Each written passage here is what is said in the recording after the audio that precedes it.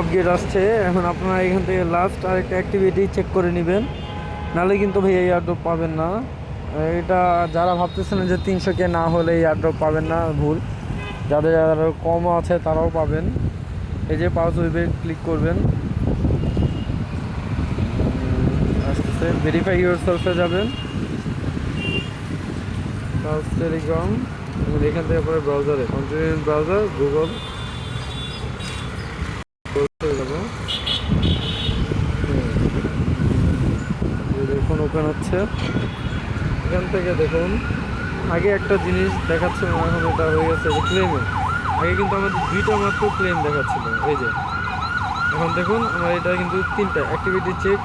এটাতে ক্লিক করলেই ওয়াটারের মতো একটা চিহ্নতে ক্লিক দেওয়া আছে, প্রশ্নবোধক চিহ্ন। এটাতে ক্লিক করলেই দেখবেন আপনার অ্যাক্টিভিটি চেক হয়ে গেছে। এটা করলেই আপনি এয়ারড্রপের জন্য এলিজিবল হয়ে যাবেন। এটা কিন্তু খুব শীঘ্রই দিয়ে দিবে আমাদেরকে। এখানে নেক্সট দিলে দেখবেন congratulation, you are eligible for power. ঠিক আছে, চিন্তার কোনো কারণ নেই। আর এটা করে নেবেন। আর এখানে দেখেন আমার এলিজিবল চেকের ক্লেম পাওয়ার 3টে কিন্তু হয়ে গেছে। আপনারা এটা করে নেন যত দ্রুত পারেন।